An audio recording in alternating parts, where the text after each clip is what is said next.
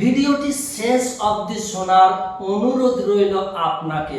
বিষয়টি 2 লাইনের একটা কবিতা দিয়ে শুরু করি। কবি বলেন, ধরার বুকে এসেছিলে যেদিন তুমি, কেঁদেছিলে তুমি আর হেসেছিল সবে, এমন জীবন করিও গঠন, মরণে হাসিবে তুমি, কাঁদিবে ভুবন।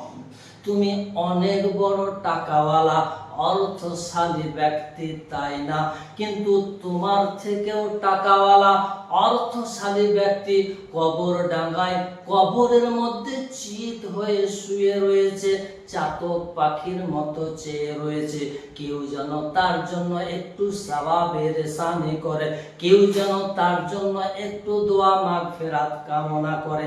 তুমি অনেক বড় শিক্ষিত, কিন্তু তোমার থেকেও শিক্ষিত জ্ঞানী ব্যক্তি কবরডাঙ্গার মধ্যে কবরের মধ্যে চিত হয়ে চাতক পাখির মতো চেয়ে রয়েছে।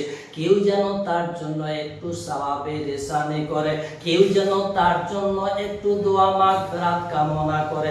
তুমি অনেক বড় নেতা, তাই না? কিন্তু তোমার থেকেও বড় নেতা কবরের মধ্যে চিত হয়ে চাতক পাখির মতো চেয়ে রয়েছে। কেউ যেন তার জন্য একটু সওয়াবের এহসানি করে, তার জন্য কেউ যেন একটু দোয়া প্রার্থনা কামনা করে।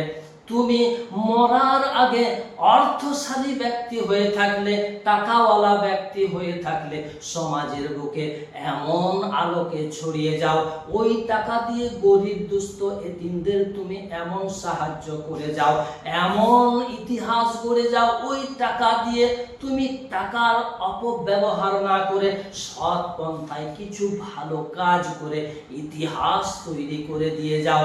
দেখবে তুমি মারা যাওয়ার পরে মরণে হাসিবে তুমি, কাঁদিবে ভুবন। তুমি অনেক বড় শিক্ষিত ব্যক্তি হলে তুমি শিক্ষার আলোকে সমাজের মধ্যে এমন ভাবে ছড়িয়ে দাও, শিক্ষার আলো দিয়ে মানুষকে এমন ভাবে সচেতন করে দাও, এই শিক্ষার আলো দিয়ে তুমি এমন ছাত্র তৈরি করে দিয়ে যাও, দেখবে মরণে হাসিবে তুমি, কাঁদিবে ভুবন। তুমি অনেক বড় নেতা হলে তুমি এই ক্ষমতাকে অপব্যবহার না করে সৎভাবে এই ক্ষমতাকে ব্যবহার করো, মানুষের সাথে থাকো। দেখবে তুমি মারা যাওয়ার পরে ওই লোকগুলোই তোমার জন্য জয় নামাজের পার্টিতে বসে বসে কান্না করবে, দোয়া মাগফিরাত কামনা করবে। এজন্যই কবি বলেন, ধরার বুকে এসেছিলে যেদিন তুমি, কেঁদেছিলে তুমি আর হেসেছিল সবে, এমন জীবন করিও গঠন, মরণে হাসিবে তুমি, কাঁদিবে ভুবন। ভিডিওটি মানুষদের কাছে বেশি বেশি করে পৌঁছে দিন।